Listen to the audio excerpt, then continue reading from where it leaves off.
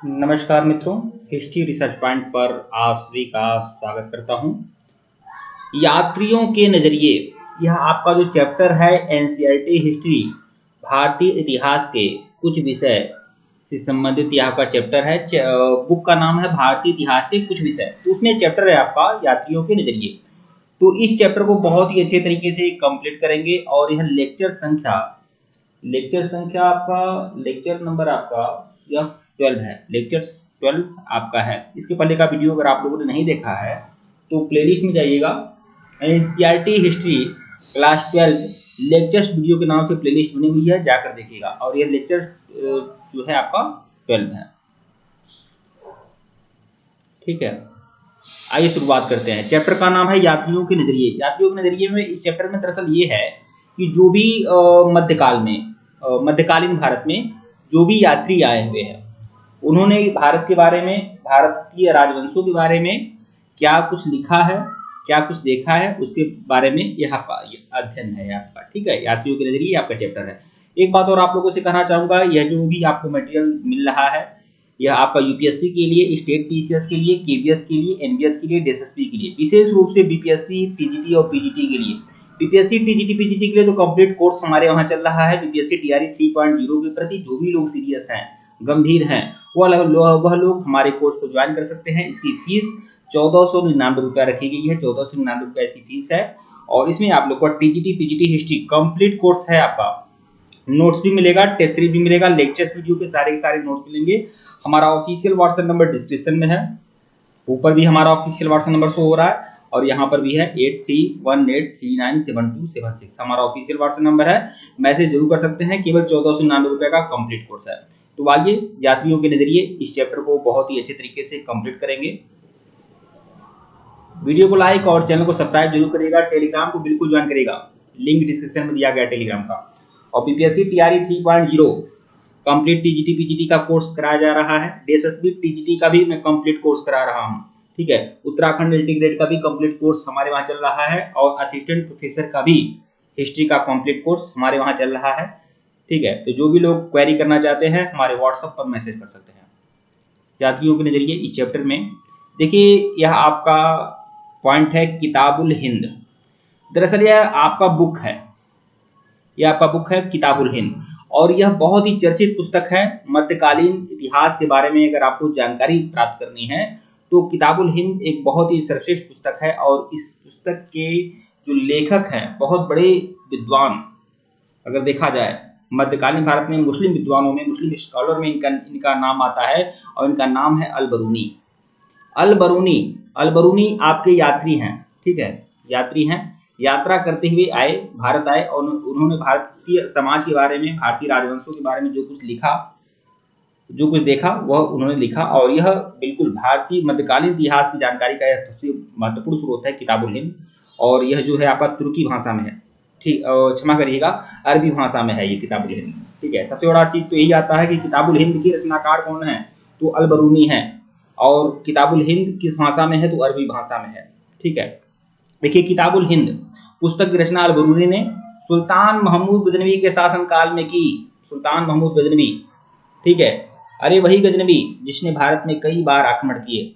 ठीक है, कई बार आक्रमण किया और वह शायद ही किसी युद्ध में पराजित हुआ हो। जितना भी आक्रमण किया उसमें उसने जन धन की भारी हानि हुई और भारतीय शासकों की पराजय हुई और जन धन की भारी हानि हुई। ठीक है, उसने बहुत सारा धन वो अपने देश में ले गया, मोहम्मद गजनवी। तो यह भारतीय अर्थव्यवस्था की एक भारी क्षति भी थी। और यह जो अल-बरूनी था, यह अल-बरूनी यात्री, यह अल-बरूनी इसका ही दरबारी था। इसका मोहम्मद गजनवी का दरबारी था। अल-बरूनी, उतबी, फारूकी, फिरदौसी, ये सभी लोग मोहम्मद गजनवी के दरबारी थे। तो हम बात अल-बरूनी की कर रहे हैं। तो अल-बरूनी ने पुस्तक लिखा था किताबुल हिंद और उसने इसमें पुस्तक में इन्होंने भारतीय समाज के बारे में बहुत ही विस्तार से इस पुस्तक में आप लोग को देखने को मिलेगा। भारतीय समाज के बारे में अल-बरूनी ने कहा है कि भारतीय जो हैं, विशेष रूप से राजपूतों के बारे में उसने कहा है कि राजपूत जो हैं वो बहुत ही ज्यादा अहंकारी हैं, बहुत ही अभिमानी हैं। राजपूत यह सोचते हैं कि उनके धर्म के समान दूसरा कोई धर्म नहीं, उनकी जाति के समान दूसरा कोई जाति नहीं, उनकी भाषा के समान दूसरा कोई भाषा नहीं। वह न तो किसी से कुछ सीखना चाहते हैं, न तो किसी को सिखाना चाहते हैं। तो यह बातें अलबरूनी ने राजपूतों के बारे में कही थी। किताबुल हिंद किस भाषा में है? अरबी भाषा में है। किताबुल हिंद के बारे में और भी इसमें है कि यह जो किताबुल हिंद पुस्तक है यह 80 अध्याय में है। कुल मिलाकर 80 अध्याय है इस पुस्तक में, ठीक है। 80 अध्याय और अनेक उपाध्यायों में बटा हुआ है। उपाध्याय मतलब उपाध्याय मतलब उपाध्याय ही समझ लीजिए, उपाध्याय मत समझ लीजिएगा। तो यह पुस्तक जो है 80 अध्यायों में बटा हुआ है, ठीक है।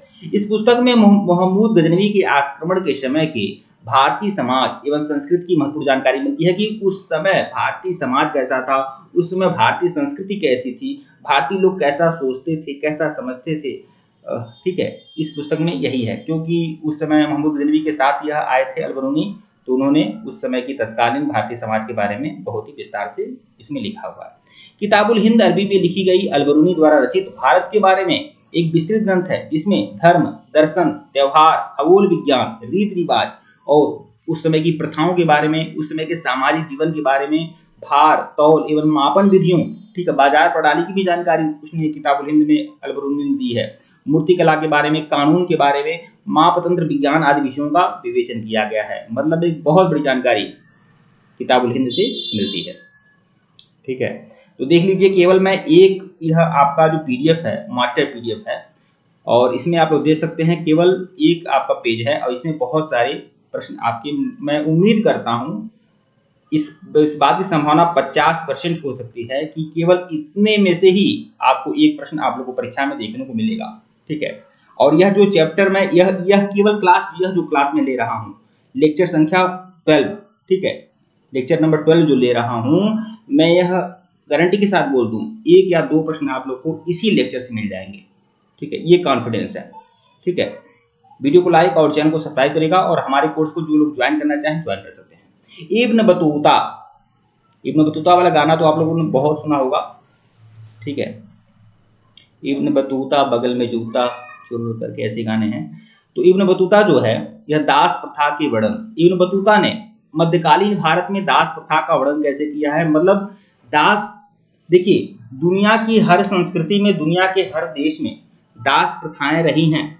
कमजोर लोगों को लोग बंधक बनाकर काम कराते थे, दास जैसी स्थिति रही है।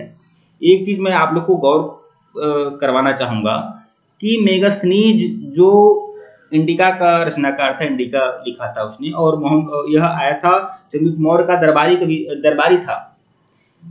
वह राजदूत था, एक तरह से राजदूत था, सिलिबस का राजदूत था, और चंद्रगुप्त मौर्य के दरबार में रहता था मेगास्थनीज ने लिखा है कि भारत में दास प्रथा नहीं है, जबकि भारत में दास प्रथा था। मैं आपको बताना चाहूंगा, दास प्रथा का बर्बर रूप जो रोमन एम्पायर में देखने को मिलता है, जो ईरानी और यूनानी एम्पायर में देखने को मिलता है, वो भारत में देखने को नहीं मिला मेगास्थनीज को।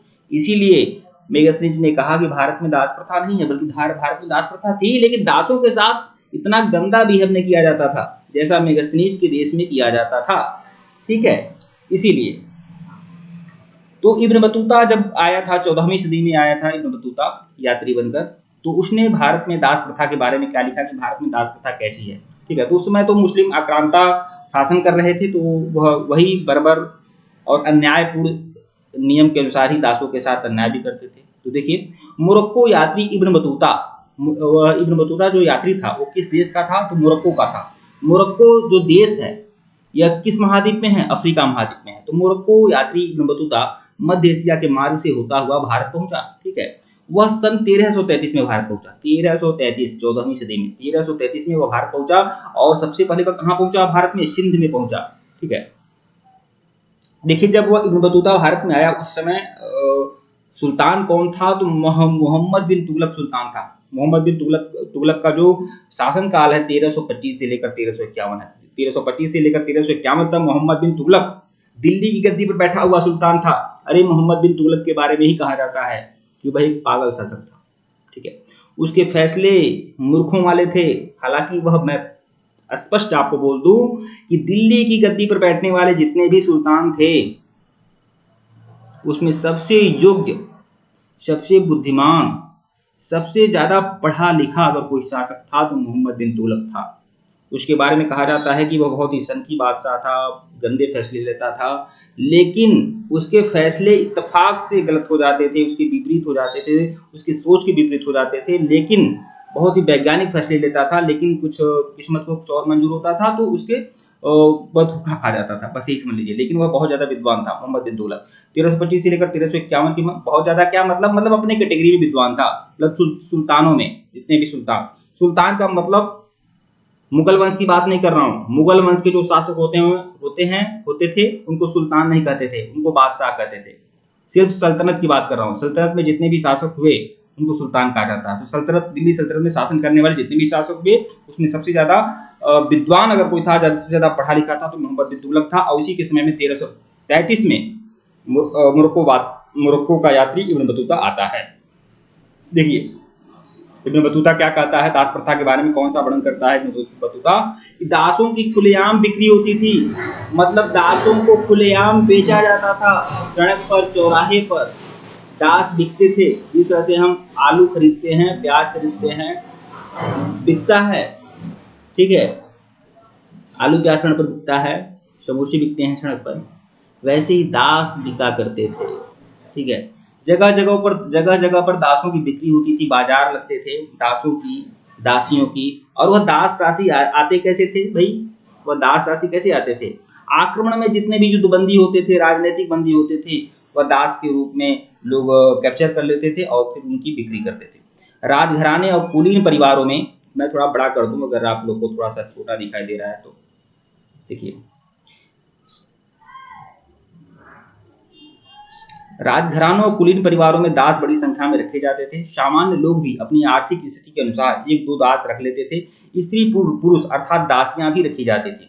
दास दासियों को हमलों में, अब देखिए दास दासी कैसे मिलते थे, हमला करके और युद्ध अभियान के दौरान बलपूर्वक प्राप्त किया जाता था। दासों को भेंट के रूप में देने की प्रथा का प्रचलन था। मतलब दास लोग रखते थे और दूसरे को भेंट देते थे, उपहार के स्वरूप भी लोग दासों और दासियों को लोग देते थे। यहाँ तक कि इब्न बतूता जब आया था मोहम्मद बिन तुगलक के दरबार में तो उसने बकायदा दास खरीदे थे और मोहम्मद बिन तुगलक को भेंट दिया था, लो मेरे पास कुछ नहीं है, मैं दास आपको दे रहा हूं। तो मोहम्मद बिन तुगलक को गिफ्ट किया था इब्न बतूता ने कई सारे दास, ठीक है। स्वयं इब्न बतूता ने सिंध पहुंचने पर, जब 1333 में सिंध पहुंचता है इब्न बतूता, तो मोहम्मद बिन तुगलक को भेंट करने के लिए वह घोड़े खरीदता है, ऊंट खरीदता है और दास भी खरीदता है। घोड़े ऊंट तो सही था भाई, लेकिन दास खरीदता है, ठीक है। सुल्तान किसी व्यक्ति, अब देखिए सुल्तान भी दास देता है, क्योंकि दास एक बहुत बड़ी दास जो होती थी एक तरह से पूंजी होती थी दास, ठीक है। जिसके पास जितना ज्यादा दास होते थे, दासियां होती थी, वह उतना ही समृद्ध समझा जाता था, ठीक है। वो सामाजिक प्रतिष्ठा का मापदंड बन चुका था दास, ठीक है। तो सुल्तान किसी व्यक्ति विशेष से प्रसन्न होने पर उसे इनाम के रूप में दास प्रदान करते थे। दास दासी सामान्यतया स्वामी के नौकर के रूप में काम करते थे। उनका मूल्य उनके काम और योग्यता के अनुसार निर्धारित किया जाता था। दासों से अधिक आर्थिक कार्य में भी सहायता ली जाती थी, आर्थिक कार्य होता था उसमें भी सहायता ली जाती थी। उनसे गुप्तचरी का काम भी लिया जाता था। मतलब जो सुल्तान होते थे ना, वह गुप्तचरी भी कराते थे अपने दासों से, ठीक है। यहाँ तक कि अलाउद्दीन खिलजी के समय में बहुत सारी वेश्याएं भी थीं जो दासों का काम कर रही थी। बहुत सारे किन्नर होते थे अलाउद्दीन खिलजी के समय में, छोटे बच्चे होते थे जो दास भी थे और उसके लिए काम भी करते थे। मतलब गुप्तचर का काम करते थे, जासूस का काम करते थे। किन्नर भी जासूस का काम करते थे, छोटे बच्चे जो दास के रूप में थे वह भी गुप्तचरी, वह भी आपका जासूस वाला काम करते थे, ठीक है। और विशेष अवसर पर दास दासी मुक्त भी किए जाते थे। कभी ऐसा होता था, बर्थडे होता था, कोई विशेष त्योहार होता था, या सम्राट को, सुल्तान को, या फिर मालिक को, जो दासों का मालिक होता था उसको थोड़ा दया आ जाती थी तो वह दासों को मुक्त भी करता था विशेष अवसर पर, ठीक है। सती प्रथा की विभत्स घटना बर्नियर ने देखा। आपको पता है सती प्रथा के बारे में, तो आपको पता है कि जब पति के डेथ के बाद पत्नी चिता में बैठ जाती थी और उसके बाद वह चाहे खुशी से अपना प्राण का त्याग करे या फिर जबरदस्ती, लेकिन उसे सती होना पड़ता था। तो एक सती प्रथा की एक गंभीर घटना, विभत्स घटना वर्नियर ने देखा। ये वर्नियर जो था, फ्रांसिस्को वर्नियर, ये फ्रांस का यात्री था, भारत में आया था और उसने भारत के बारे में जो भी कुछ देखा, जो भी कुछ सुना, उसने अपनी पुस्तक में लिखा, ठीक है। तो यह एक यात्री था वर्नियर। तो वर्नियर ने एक सती वाली घटना उसने लाहौर में देखी थी। लाहौर के बाजार में उसने सती वाली घटना देखी थी, जहां एक महिला को, ठीक है, एक महिला को जो बहुत कम एज की थी, ठीक है, और उसे जबरदस्ती बलपूर्वक उसे चिता पर लेटाया गया था। तो वह विभत्स घटना थी, तो वर्नियर ने उसका वर्णन किया हुआ है। तो देखिए, सती प्रथा भारतीय समाज की एक ऐसी बुराई थी जो अन्य देशों में प्रचलित नहीं थी। वे बताते हैं कि भारत में कुछ महिलाएं प्रसन्नता से सती होती थी, कुछ ऐसी महिलाएं होती थी जो प्रसन्नता से सती होती थी, लेकिन कुछ महिलाएं सती होने के लिए बाध्य किया जाता था। ठीक है, लाहौर जो इस समय पाकिस्तान में है, लाहौर, तो पाकिस्तान में एक बालिका के सती होने की घटना का मार्मिक विवरण दिया था वर्नियर ने। ठीक है, अब कैसा वर्णन है वह भी आप लोग देख सकते हैं। उसने कैसा वर्णन किया है कि किस तरह से एक बालिका को सती होने के लिए बाध्य किया गया था। देखिए, ये जो वक्तव्य है ये आपका वर्नियर का है। यह आप अच्छे से मैं आपको पढ़ दे रहा हूँ और इसमें आपको कहानी पता चल जाएगा। वर्नियर ने यह बातें लिखी है। अब देखिए, प्रश्न अगर आपका आएगा, अब इस पैराग्राफ से संबंधित प्रश्न अगर आपका आएगा तो ये आ सकता है कि वर्नियर ने जो विभत्स घटना देखी थी सती प्रथा की, वह कहाँ देखी थी? तो वह आपका लाहौर में देखी थी, लाहौर में। ठीक है, यहाँ देख सकते हैं कि मैंने लाहौर में एक बहुत सुंदर अल्पवयस्क विधवा को देखा जिसकी आयु 12 वर्ष थी। 12 वर्ष की थी, ठीक है, अधिक नहीं थी। सती होते हुए देखा, उसे भयानक नरक की ओर जाते हुए एक छोटी सी असहाय बच्ची जीवित से अधिक मृत प्रतीत हो रही थी। उसके मस्तिष्क की व्यथा का वर्णन नहीं किया जा सकता है। वह कांपते हुए बुरी तरह रो रही थी। उसको पता भी नहीं था कि यह कुकर्म होने वाला है उसके साथ। 12 वर्ष की थी, लेकिन 3 या 4 ब्राह्मण थे और एक बूढ़ी औरत जिसने उसे अपने आस्तीन के नीचे दबाए हुए था, ठीक है, की सहायता से उसी अनुच्छिक पीड़िता को जबरन घातक स्थल की ओर ले गए थे। ठीक है, मतलब एक बूढ़ी औरत उसको दबाते हुए उस स्थल पर ले जा रही थी, मतलब चिता के पास ले जा रही थी। उसे लकड़ियों पर बैठाया गया, और लकड़ियों पर क्या है, उस चिता की लकड़ी पर जहां वह शव पड़ा हुआ है उसी लकड़ी पर उसे बैठाया गया। उसके हाथ पैर बांध दिए गए, उस बच्ची के हाथ पैर बांध दिए गए ताकि वह भाग न जाए। इस स्थिति में उस मासूम बच्ची को जिंदा जला दिया गया। कितनी विभत्स घटना है। तो इसका वर्णन वर्नियर ने अपनी पुस्तक में लिखा है। मैं अपनी भावनाओं को दबाने में असमर्थ था। तो यह सब बातें थी। वर्नियर, अच्छा, सती प्रथा पर पाबंदी 1828 में लग गई थी। 1828 में राजा राममोहन राय के सहयोग से विलियम बेंटिक ने इस प्रथा को बंद करवा दिया। इसके पहले अल्बुकर, पुर्तगाली गवर्नर जो था अल्बुकर, उसने भी अपने प्रेसिडेंसी में इस प्रथा को बंद करवाया था। इसके अलावा अकबर ने भी इस प्रथा को बंद करवाया था। इसके अलावा मराठों ने भी इस प्रथा को बंद करवाया था। तो ये लोग बंद करवाए थे इस प्रथा को। ठीक है, लेकिन अंतिम रूप से 1828 में इस प्रथा को पूरी तरह से बंद कर दिया गया, 1829 में। ठीक है, फ्रांसिस्को वर्नियर जिसे फ्रांसवा वर्नियर भी कहते हैं, फ्रांसिस्को वर्नियर कहते हैं। अरे उसने ही इस घटना के बारे में बताया भैया, उसने ही इस घटना के बारे में, सती प्रथा के बारे में, यह जो विभत्स घटना है यह लाहौर की, इस वर्नियर ने ही बताया था। मैं यहाँ पर उसका चित्र भी बनाना उचित समझता हूँ। मैं अगली वीडियो में मुझे बना देना चाहिए था, यहाँ पर एक फ्रांसिस्को वर्नियर का चित्र यहाँ पर ऐड करना चाहिए था। यहाँ पर देखिए फ्रांसवा वर्नियर जो था वह किस देश का था। सबसे पहली बात तो आप लोग देख लीजिए किस देश का था फ्रांसवा वर्नियर। तो फ्रांसवा वर्नियर जो था फ्रांस का था। ठीक है, तो यहाँ पर यह तो कंफ्यूजन नहीं रहेगा आपको, फ्रांस का था। पेशे से यह आपका डॉक्टर था, चिकित्सक था ये। ठीक है, डॉक्टर था ये फ्रांसवा वर्नियर, चिकित्सक था। यह भी आ सकता है कि वर्नियर जो था पेशे से क्या था, चिकित्सक था। एक था टर्नियर, देखिए वर्नियर भी था और एक टर्नियर भी था, शायद टर्नियर ही नाम है क्या, ट्रेवेर्नियर, हाँ ट्रेवेर्नियर नाम है। ट्रेवेर्नियर जो था भैया, यहाँ पर जौहरी था, ज्वेलरी वाला था, जौहरी बोला जाता है। ठीक है, जो गहने का काम करता था। ठीक है, सुनार था, ट्रेवेर्नियर सुनार था। तो वर्नियर जो था फ्रांसीसी विद्वान था और डॉक्टर था पेशे से। तो 17वीं सदी में फ्रांस से भारत आया था फ्रांसिस्को वर्नियर, और विदेशी यात्री था। उस समय भारत पर मुगलों का शासन था। ठीक है, भारत पर मुगलों का शासन था। वर्नियर के आगमन के समय मुगल बादशाह कौन था, यह इंपॉर्टेंट है। यहाँ पर देखिए मैं हाईलाइट भी कर दिया हूँ। जब वर्नियर आया था, आगमन हुआ था वर्नियर का, यात्रा कर रहा था, तो उस समय भारत में किसका शासन था, तो शाहजहां का। शाहजहां अपने जीवन के अंतिम चरण में था। उसके चारों पुत्र भावी बादशाह होने के मंसूबे बांधने और उसके लिए उद्योग करने में जुटे हुए थे। वर्नियर ने यह भी लिखा है कि शाहजहां बूढ़ा हो चुका है और उसके बाकी पुत्र जो है षड्यंत्र कर रहे हैं राजगद्दी प्राप्त करने के लिए। वर्नियर ने मुगल काल में 8 वर्षों तक नौकरी की। मुगल राज्य में वर्नियर ने नौकरी किया था बकायदे भैया 8 वर्ष तक, 8 वर्ष तक, 8 ईयर तक, ठीक है। उस समय के युद्ध की कई प्रधान घटनाएं वर्नियर ने स्वयं देखी है। तो उसने उत्तराधिकार युद्ध के बारे में भी वर्नियर ने लिखा है, ठीक है। तो ये भी आप लोग अच्छे से देख सकते हैं। अब हम रिहला, रिहला क्या है भैया? रिहला पुस्तक है, जिस तरह से किताबुल हिंद पुस्तक थी, एक किताबुल हिंद पुस्तक थी अलबरूनी की, ठीक है, वैसे ही रिहला जो पुस्तक है यह इब्न बतूता का है, इब्न बतूता। तो यह भी मध्यकालीन इतिहास का एक महत्वपूर्ण स्रोत आपका रिहला भी है, ठीक है। रिहला आपका मध्यकालीन इतिहास की जानकारी का महत्वपूर्ण स्रोत है रिहला, ठीक है। यह भी आपका पुस्तक है।